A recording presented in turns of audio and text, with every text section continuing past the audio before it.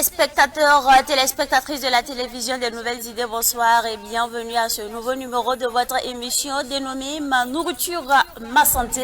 Nous sommes dans le mois de juin, c'est le 6e mois de l'année.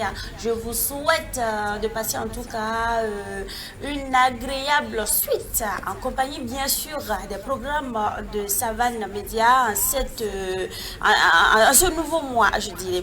Alors aujourd'hui, nous parlons de cette thématique-là. Nos habitudes alimentaires augmentent-elles le risque de cancer?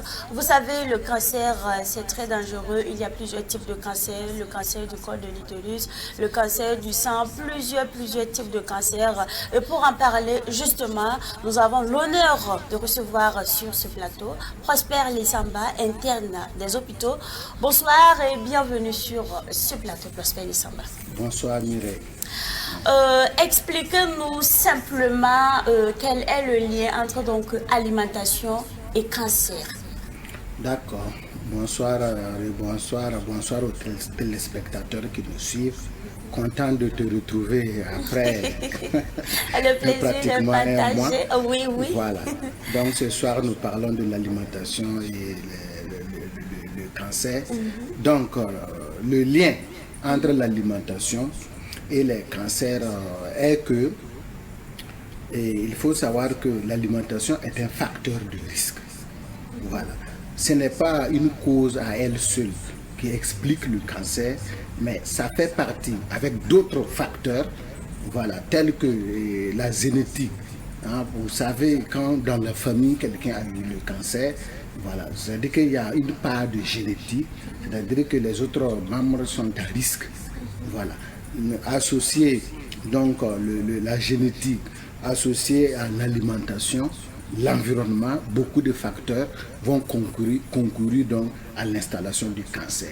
Mais pour ce soir et pour ce mois, nous allons beaucoup s'attarder sur l'alimentation et le cancer. Il faut dire que l'alimentation est un facteur de risque. C'est pour dire que l'alimentation a sa part dans la genèse donc d'un cancer. Voilà. Et plus loin, comme nous allons discuter, on va pouvoir donner les raisons.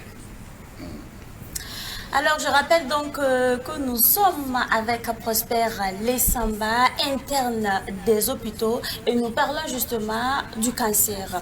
Alors, peut-on dire que nous sommes ce que nous mangeons? Voilà. Oui, on peut le dire, puisque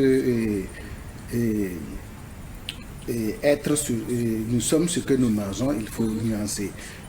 C'est la santé. Notre santé est ce que nous mangeons. Okay. Voilà, si on pose la question comme ça, c'est parce que rester en bonne santé, voilà, ça passe. L'alimentation a sa partie. Et je peux dire plus de 60%, c'est l'alimentation. Voilà. Donc, si on s'alimente bien, on va être en forme et que voilà, on va éviter beaucoup de maladies, notamment le cancer dont nous parlons ce soir. Donc en réalité, l'alimentation a une part de responsabilité. Voilà. Une grande partie d'ailleurs même, ça vient de l'alimentation. Voilà. Souvent qui n'est pas bien contrôlée. Hein? Justement, l'alimentation n'est pas comprise plutôt par nos populations. Voilà. Parce que d'autres sont dans le besoin de s'alimenter, c'est-à-dire que trouver à manger pour survivre, et d'autres sont dans l'excès. D'autres en ont beaucoup et ils ne modèrent pas. Donc, comment conjuguer maintenant ceux qui n'en ont pas? Comment conjuguer ceux qui n'en ont pas et ceux qui en ont assez? Donc, il faut savoir que l'alimentation est un élément central pour notre bonne santé. Voilà. Donc, ça conditionne tout. Et ce soir, nous allons beaucoup revenir dessus. Je vais parler du syndrome métabolique, je vais parler de l'obésité. Voilà, le diabète a été un thème qui a été animé le mois passé. Il faut dire qu'il y a beaucoup de cancers qui passent par ce terrain-là. En fait, être diabétique, c'est une maladie, mais c'est un terrain. C'est pour dire que si vous êtes diabétique, non seulement il y a le diabète que vous soignez, mais ce terrain de diabétique-là vous prédispose à d'autres maladies telles que le cancer. Voilà. Donc c'est pour dire que c'est un terrain propice à beaucoup de choses. Ça vous expose au cancer, ça vous expose même à l'infection. Voilà, donc nous allons revenir en détail au cours de l'émission sur ces paramètres. Donc, à résumer, l'alimentation joue en tout cas un grand rôle dans le développement du cancer. Oui, ça joue un grand rôle parce que l'alimentation en excès, parce que est déséquilibrée. Par exemple, qu'est-ce que nous avons besoin? On a besoin des nutriments, des protéines, des lipides, des glucides, des micronutriments qu'on appelle les vitamines, etc. Par exemple, une alimentation riche en lipides, voilà, en graisse, surtout les lipides, c'est le cholestérol. Le mauvais cholestérol, c'est le cholestérol, par exemple, et les graisses animales, par exemple. Quand vous aimez consommer les graisses animales, ben voilà, le taux de le mauvais cholestérol va être beaucoup.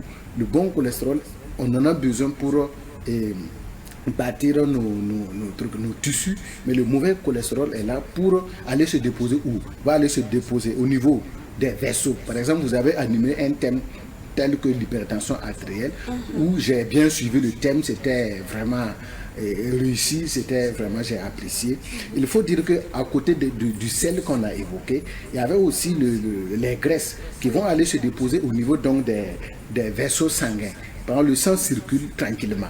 Mais imaginez-vous si dans le tuyau qui est le vaisseau sanguin, s'il y a des dépôts de graisse, donc le tuyau, sa lumière, son calibre va diminuer. Le sang va forcer pour passer.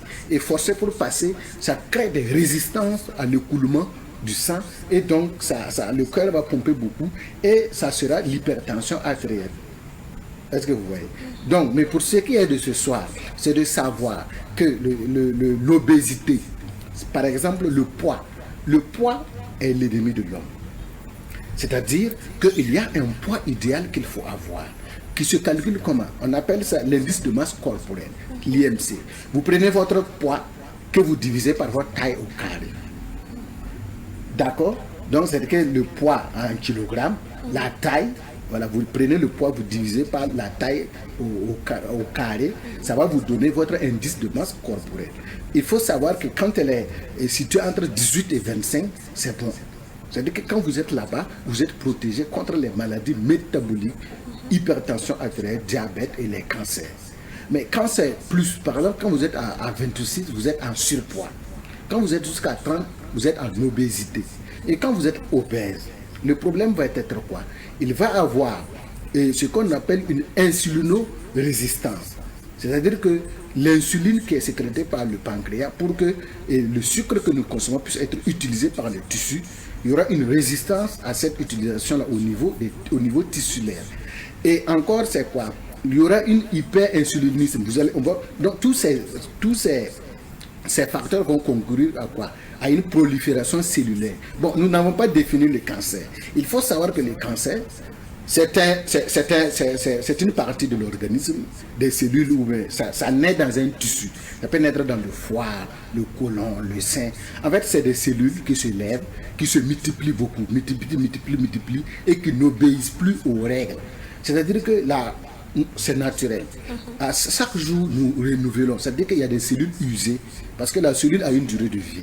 Donc, quand elle est usée, il y a l'apoptose, elle meurt et on la remplace. Et il y a un mécanisme qui contrôle ça. Quand ce mécanisme échappe à l'organisme, la cellule se multiplie beaucoup. Vous voyez que dans les cancers, ça forme des masses. Et ça grossit. Voilà. Donc, c'est ça le cancer. C'est quand les cellules, c'est une prolifération cellulaire anarchique. Voilà. Donc, c'est ça qu'il s'agit. Donc, quand il y a l'obésité, donc l'insulinorésistance, l'hyperinsulinisme, va faire qu'il y a beaucoup de cellules qui vont se multiplier. Et à côté, il y a ce qu'on appelle l'hyperestrogénie, les estrogènes. Ce sont des hormones. Donc, quand les hormones là sont perturbées, on va avoir ce qu'on appelle des cancers hormonodépendants. Et les cancers hormonodépendants, on cite le sein, le cancer du sein. On cite le cancer de l'endomètre. Est-ce que vous voyez? Donc, quand on est obèse, et l'obésité, c'est quoi? L'indice de masse corporelle que j'ai décrit. C'est-à-dire il y a un poids idéal qu'il faut avoir. Il suffit d'avoir une balance à la maison, on connaît la taille, à un moment donné, les cartilages de conjugation ont disparu, on grandit plus en taille, on le sait. Donc dès que vous avez votre taille, vous prenez le poids, ça commence, vous calculez. Quand vous êtes entre 18 et 25, vous êtes protégé. Quand vous êtes sur plus de 25, attention, il faut revenir au poids idéal. C'est-à-dire que vous devrez faire attention, diminuer l'alimentation ou bien faire beaucoup d'exercices physiques. Puisque c'est les exercices physiques qui permettent de consommer l'alimentation que nous avons consommée. Si cela n'est pas fait, vous êtes obèse, alors le risque de développer un cancer est là. Voilà. Mais selon vous, est-ce que les gens prennent vraiment ce problème au sérieux quand vous observez ce qui se passe actuellement? Oui, et je pense que peut-être les gens ne sont pas informés. Okay. D'où on félicite de passage la Fondation On revient à la vie. On félicite Savane TV pour ce numéro d'émission, pour l'émission Ma nourriture, ma santé, qui va nous permettre de toucher un plus grand nombre de personnes.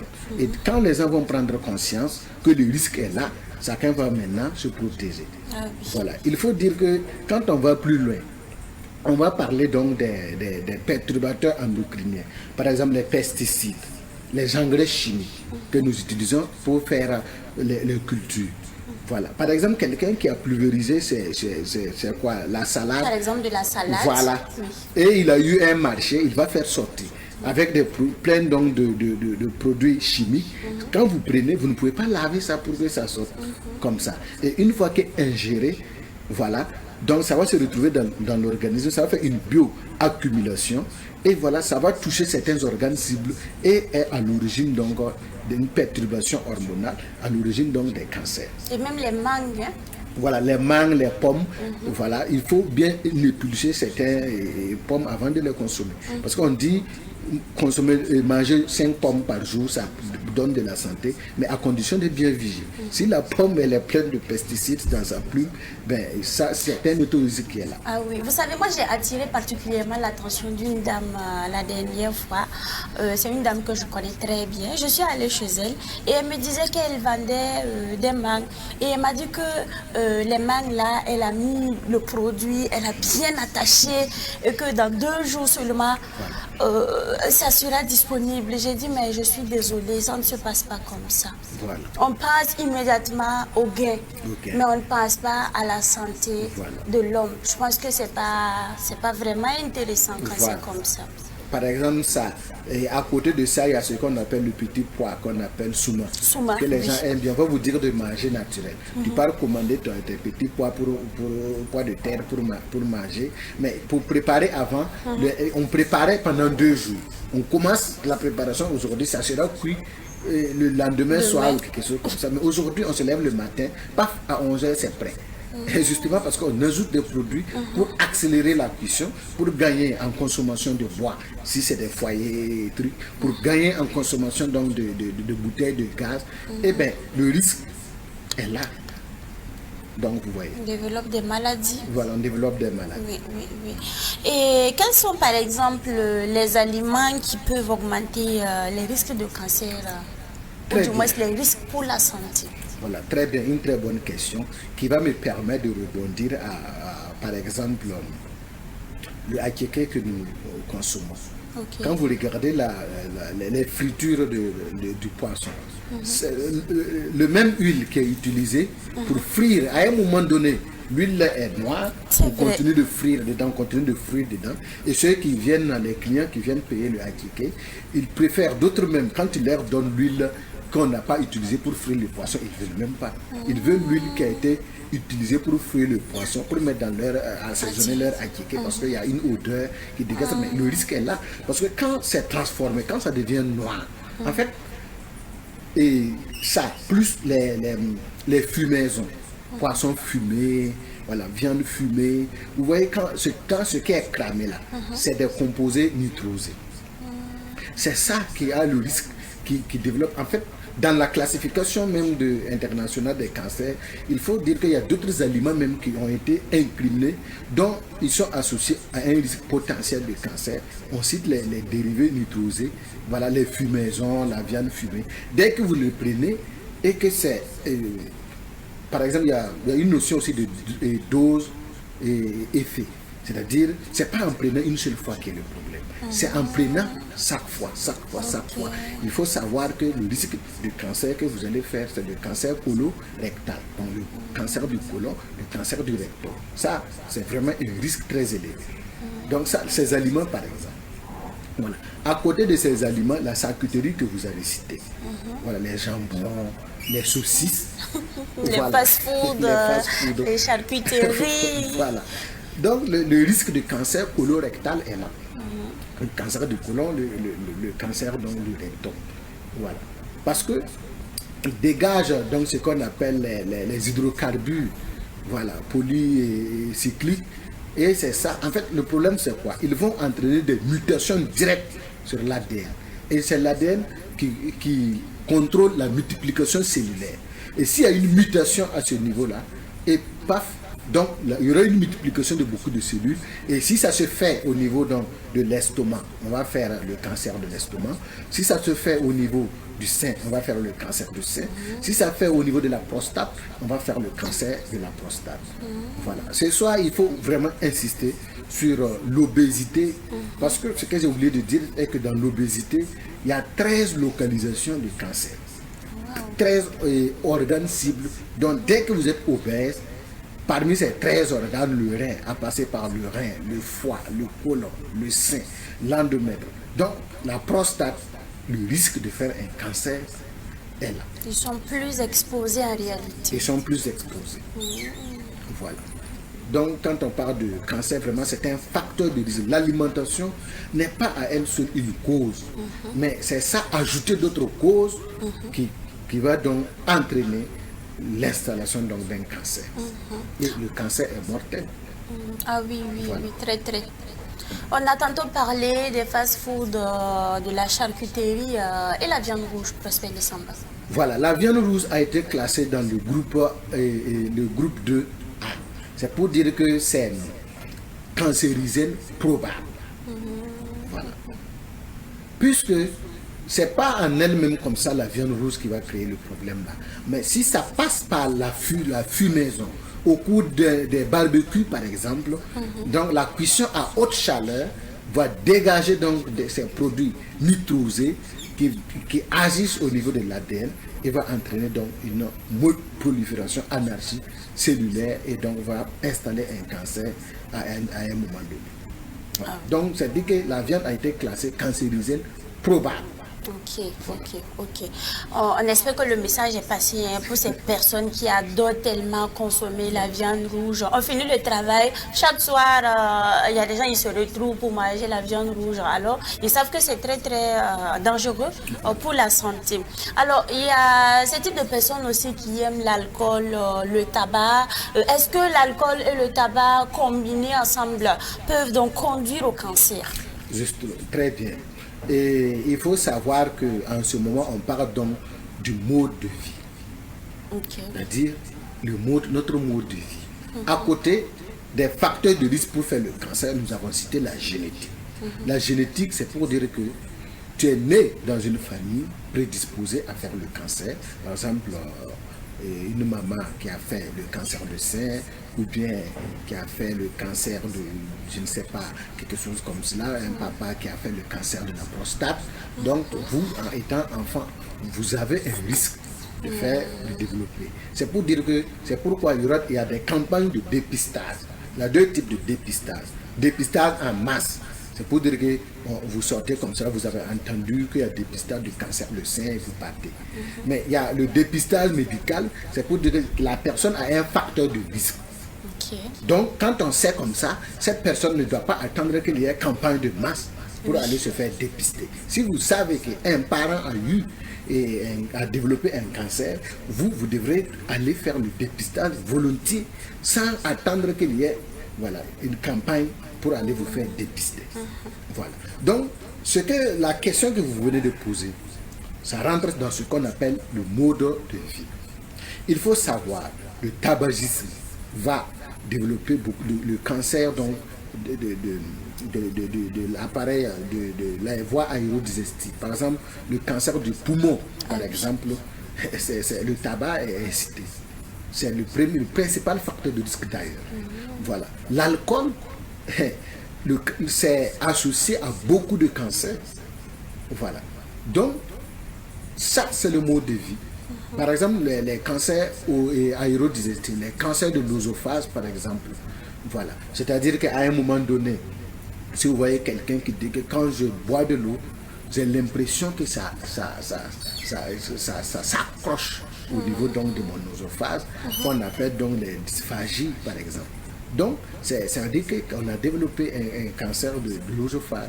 Et ceux qui prennent l'alcool, puisque ça brûle, ceux qui prennent l'alcool, ceux qui prennent le tabac, vont faire beaucoup de cancers. Et ça potentialise. Si vous fumez, vous prenez de l'alcool, vous êtes obèse, c'est-à-dire qu'il y a une amplification du risque. Ah oui, ah oui. Voilà.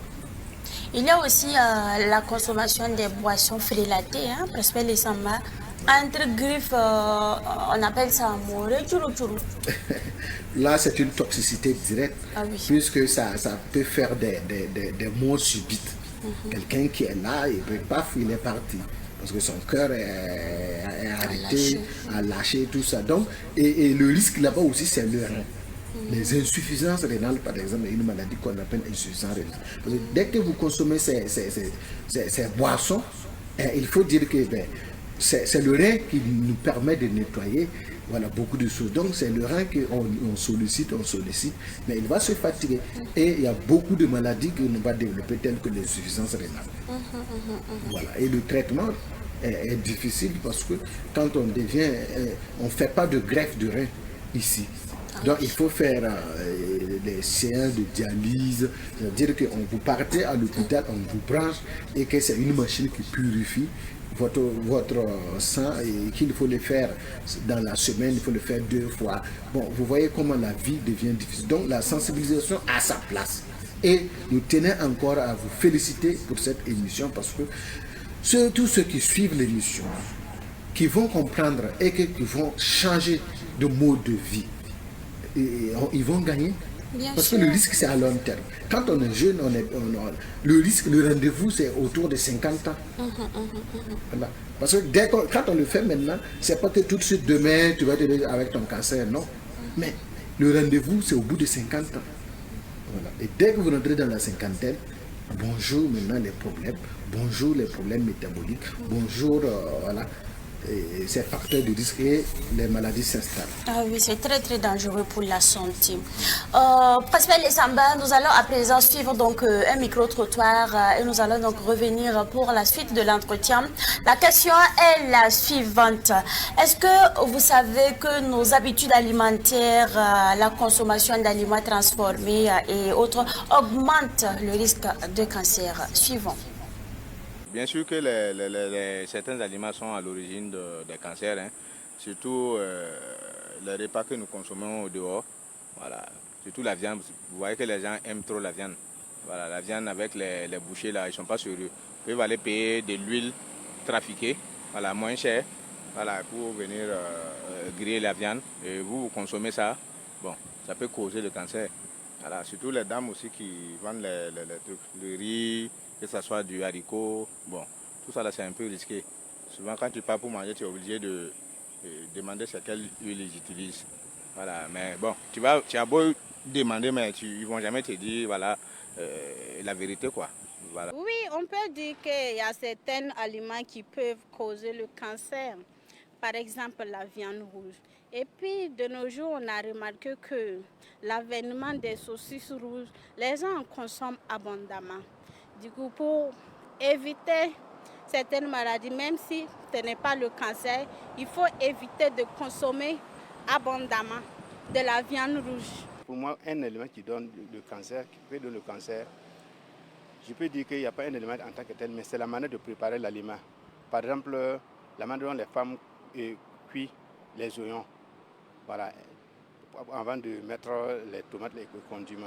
Ça, elles laissent trop cuire. Maintenant, quand elles mettent l'aliment, vous allez entendre maintenant du bruit. Et c'est ça qu'elle aime, alors que c'est ça qui n'est pas bon.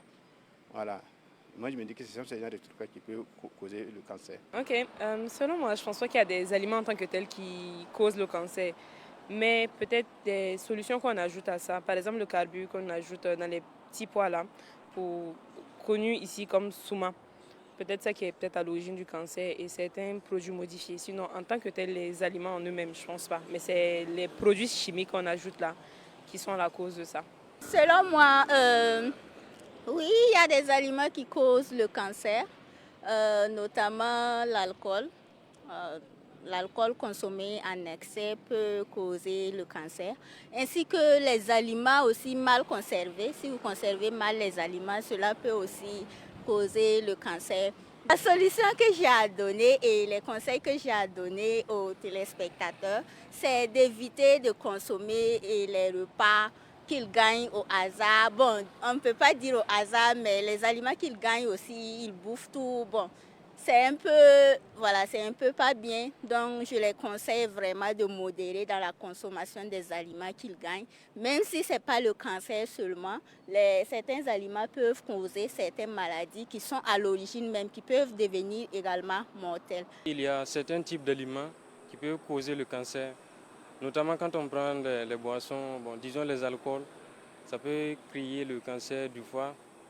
Et côté nourriture, le jambon, les saucisses, comme on le dit, tout excès nuit.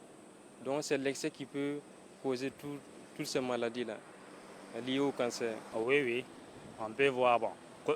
À part, je voudrais dire l'alcool. Consommer l'alcool, on sait tout ce que ça va envoyer. Ça donne un cancer. Le tabac aussi, ça peut envoyer. Mais je ne sais pas si la viande rouge aussi, ça peut contribuer quoi. C'est ce que je pense. La viande rouge aussi. Trop d'excès de viande rouge, puisque la viande rouge, la plupart là, c'est un aliment qui n'est pas bien cuit. Et quand ce n'est pas bien cuit, les microbes, les ténèbres qui s'y trouvent, peuvent aussi, dans l'organisme de l'être humain, ils peuvent se développer. Pourquoi pas créer un cancer du côlon? Et selon moi, et de mes expériences, il y a les fruits mal lavés. Ces fruits mal lavés peuvent entraîner des cancers de poumons, de digestion par exemple. Oui, il y a des aliments qui sont à l'origine du cancer. On a par exemple, il y a d'abord l'alcool, et puis il y a la viande rouge, et puis la viande est transformée aussi. En gros, la charcuterie quoi. Dans la consommation, je peux dire éviter de consommer la cigarette. Parce que la cigarette peut causer des cancers au niveau des appareils responsables des voies circulatoires et autres. Alors, Prosper et Samba, nous sommes donc de retour sur ce plateau. Nous venons de suivre ce micro-trottoir. J'aimerais parler des aliments transformés. Très bien. Donc, aliments transformés, c'est-à-dire des aliments, on parle aujourd'hui même d'aliments ultra transformés, les AUT. Voilà, aliments ultra transformés. Voilà. Il faut citer quoi? Les biscuits industrialisés. Il faut citer les sodas. Mais en fait, quand on les consomme, il va passer, avant de faire installer un cancer, vous allez passer dans une étape qu'on appelle l'obésité. Quand vous aimez des aliments ultra transformés, surtout quand vous grignotez, vous allez prendre du poids. Et dès que vous prenez le poids, le risque de cancer est là. Voilà. Donc il faut dire que dans le syndrome métabolique, pour que chacun puisse déjà s'interroger si on est obèse ou pas, c'est de regarder son tour de taille. Le tour de taille, c'est quoi? C'est quand on mesure comme cela, on a un gros ventre devant. Voilà. Donc, c'est de savoir que l'obésité abdominale, les graisses qui se sont accumulées, c'est un problème. Voilà. Donc, ça va entretenir l'hyperinsulinisme qu'on a décrit, ça va entretenir l'inflammation chronique et voilà, il va s'installer donc des cancers. Il faut à côté aussi parler de l'hygiène. Par exemple, quand on va parler simplement de la brosse à dents, c'est de savoir que au bout de quelques jours, il faut changer sa brosse à dents. Pas quand même utiliser une brosse à dents pendant 2 ans, voilà, une année. C'est ça. Voilà. Après une infection dans la bouche, une plaie, il faut jeter et changer. Parce que, et puis quand on frotte, il faut aller doucement pour ne pas blesser aussi la muqueuse. Parce que ces petites infections, ces petites inflammations, la gorge tout le temps, voilà, tout le temps, l'inflammation répétée à bas bruit stimule cette prolifération cellulaire, et c'est cette prolifération cellulaire va un jour être anarchique dans un tissu, et bonjour l'installation d'un cancer. Voilà. Donc qu'est-ce qu'il faut savoir, c'est de savoir que le risque est là. Par exemple, on a parlé d'engrais chimiques, on a parlé de pesticides. Qu'est-ce qu'il faut faire? Il faut, la vraie solution, c'est d'interdire cela, mais on ne peut pas. Ils vont utiliser quoi? Quand on dit de ne plus utiliser les engrais, tout ça, pour pouvoir faire la culture. Mais avant, il y avait ce qu'on appelle les trucs là, les trucs d'animaux, voilà, les composts pour mettre. Bon, aujourd'hui, c'est difficile. Donc, on ne peut pas interdire. C'est de faire ces émissions, que chacun sache que le risque est là. Et alors, en ce moment, chacun va prendre sa responsabilité. Voilà, chacun va voir qu'est-ce que je mange, voilà, faire attention à son alimentation, parce que le risque de maladie métabolique est là, le risque de diabète est là, le risque donc d'hypertension artérielle est là, le risque de cancer est là. Ah oui. Nous avons tellement de choses à dire sur le cancer, mais aujourd'hui c'est l'émission introductive et nous sommes malheureusement à la fin de l'émission. Alors Prosper Lissamba, des conseils. Voilà, merci beaucoup. Donc les conseils que je vais appeler aux téléspectateurs, et moi-même je me donne ces conseils-là, c'est de vraiment savoir et s'orienter vers la consommation de bio. Voilà, je pense que la Fondation Revient à la Vie a beaucoup de produits bio, voilà, faits à base de du moringa, de jus de moringa, etc. Même de la salade bio. Même de la salade bio. Des choux bio. Oui. Vous pouvez en trouver sur le site de la Fondation. Il faut se tourner vers ces consommations-là et de modérer. C'est de savoir la fumaison. On n'a pas dit de ne pas prendre poisson fumé, mais de modérer, de savoir que quand on prend fréquemment, voilà, on a un risque donc de développer un cancer qui fait partie des maladies métaboliques et aujourd'hui qui est très mortel, et ça touche la population jeune. Merci. Merci bien. Je rappelle donc à nos téléspectateurs que nous étions en entretien avec Prosper Lissamba, interne des hôpitaux. Merci à vous d'être passé sur ce plateau. Aujourd'hui, nous avons parlé de cette thématique-là. Nos habitudes alimentaires augmentent-elles le risque du cancer? C'est donc tout pour aujourd'hui. Je vous donne rendez-vous très prochainement pour un nouveau numéro de votre émission Ma Nourriture, Ma Santé, toujours sur cette thématique qui porte donc sur le cancer. On se dit bye bye et à très bientôt.